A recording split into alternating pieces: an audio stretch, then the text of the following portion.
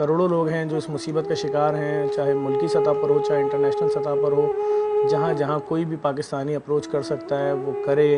मैं तो बार बार बोल रहा हूँ कि तमाम यूट्यूबर्स, तमाम सोशल मीडिया पेजेस, जो अगर आप कोई लतीफ़ा सुनाकर भी कमा रहे हैं और आपका पेज चल रहा है, आप यूट्यूब से कमा रहे हैं, मैं समझता हूँ अगर इस मुसीबत को दिखा देंगे तो आपकी रीच नहीं गिरेगी। इस मैसेज को दूर तक पहुँचाएँ। वो लोग जिनके कान पे इस वक्त जूं नहीं रेंग रही है, वो लोग जो इस वक्त भी दावतों में मसरूफ़ हैं, वो लोग जो इस वक्त भी पार्टीज़ में हैं, यकीन जाने सच्चाई देख लेंगे, उनके हलक से निवाला नहीं उतरेगा। सही बात है। मैं कहता हूँ, मुझे अफसोस होता है। अब मैं आज कल मेरी नज़र पड़ी एक बिलबोर्ड पे, उन्होंने एक बूफे का पूरा चार्ट लगाया है, उसमें कुछ नई डिशेस डाली हैं और ये तो मैं कह रहा था देखें यार क्या वक्त है। हमारे मुल्क का हमारा मेन सूबा जिस सूबे में हम हैं वो पूरा डूब चुका है। एक दो शहर शायद बचे हैं और वहाँ पर अभी ये बात कर रहा है कोई रेस्टोरेंट के हमने ये नई डिशेस मुतारिफ़ करा दी हैं। कोई तो आएगा खाने के लिए, कोई तो पैसे देगा हज़ारों रुपए, वो उधर क्यों नहीं घुमा रहे पैसे। तो बात यह है कि इस वक्त हमारे लोगों को, मैं तो बार बार बोल रहा हूँ कि अपने घर में एक वक्त का खाना उन लोगों को दें डेली। सही। कितना होगा? अगर 6 आदमी तो 12 रोटियाँ होंगी, 6 लोगों का सालन होगा। किसी भी दुकान पे जाओ, बोलो उसको 10 पैक कर दो, 15 दिन के लिए वो सेव हो जाएगा।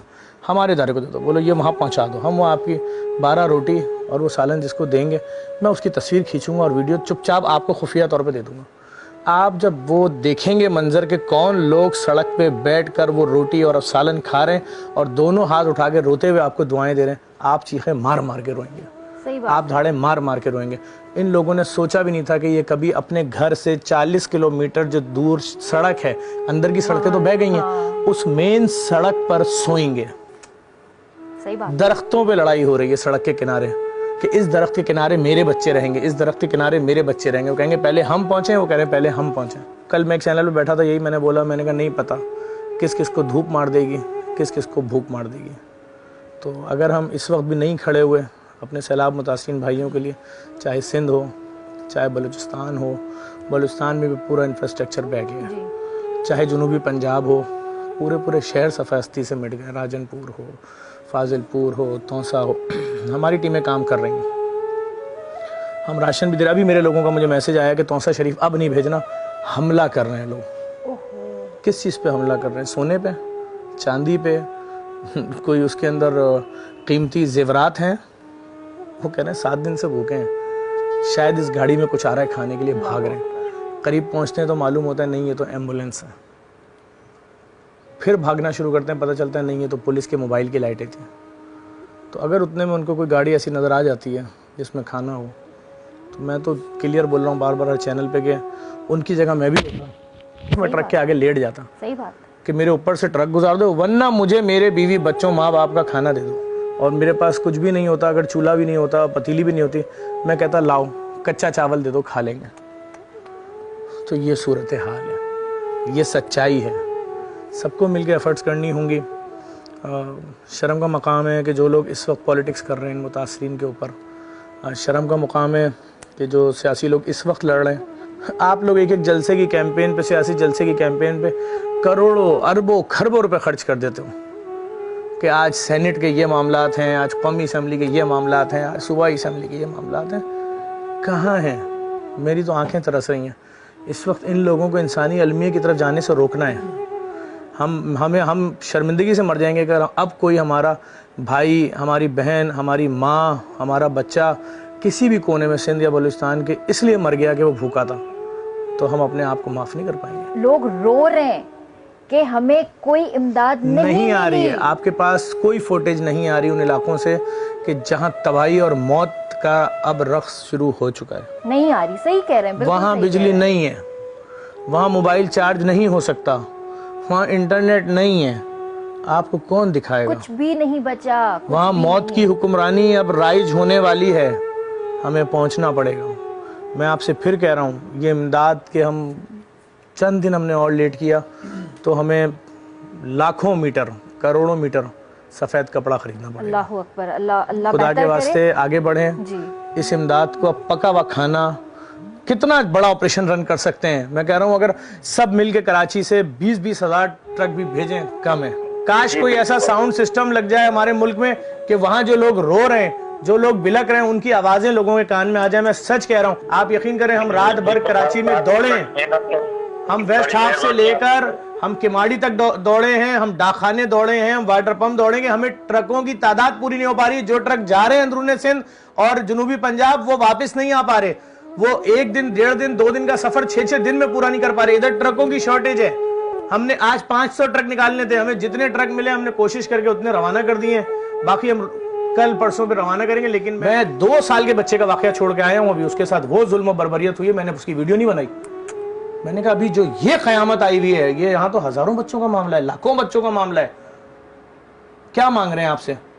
जिंदगी मांग रहे हैं? नहीं, जिंदा हैं, कह रहे हैं बस जीने का हक दे दो, खाना भेज दो। अल्लाह, मरे नहीं है, अभी जिंदा है। आप बाद में बोलोगे नहीं हम तो नहीं बचा सकते थे, हम जिंदगी कैसे दे दें, वो तो अगला मर गया, अभी जिंदा है, अभी जिंदा है। आपसे कह रहे हैं आप क्यों नहीं हिल रहे? कहाँ है कंपनीज, कहाँ है इदारे, कहाँ है सेठ, कहाँ है बिल्डर, कहाँ है ताजिर, कहाँ एक आम शहरी? दे, एक रोटी दे, मैं भेजूंगा।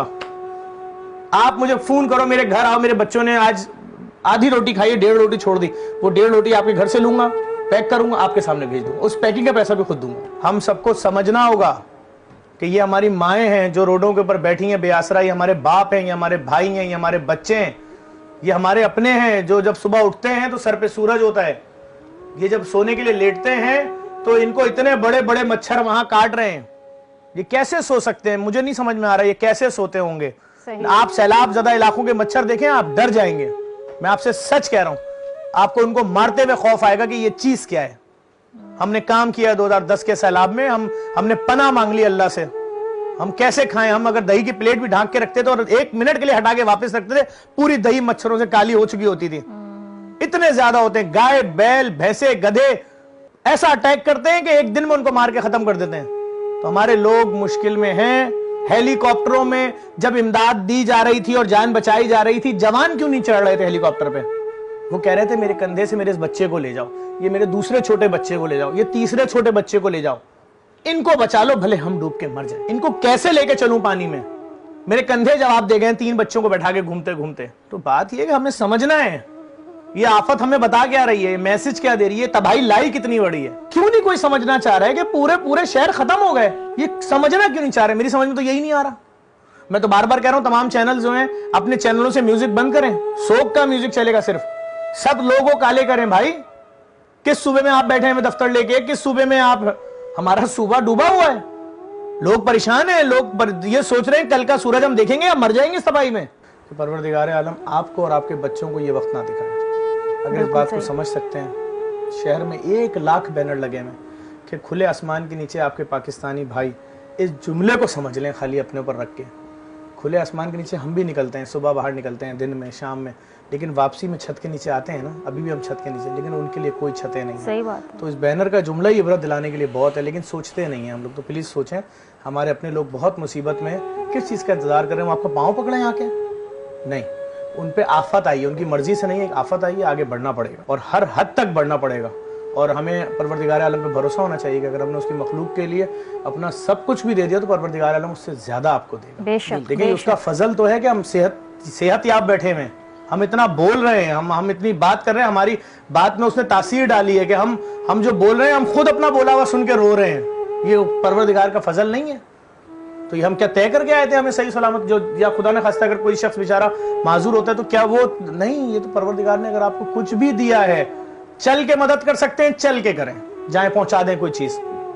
आप सोशल मीडिया पे उनकी अपीलें आगे बढ़ा सकते हैं, उनकी अपीलें आगे बढ़ा दें, सही, किसी भी तरीके से मदद करें, उनको आपकी मदद की जरूरत है। Thank you sir, thank you.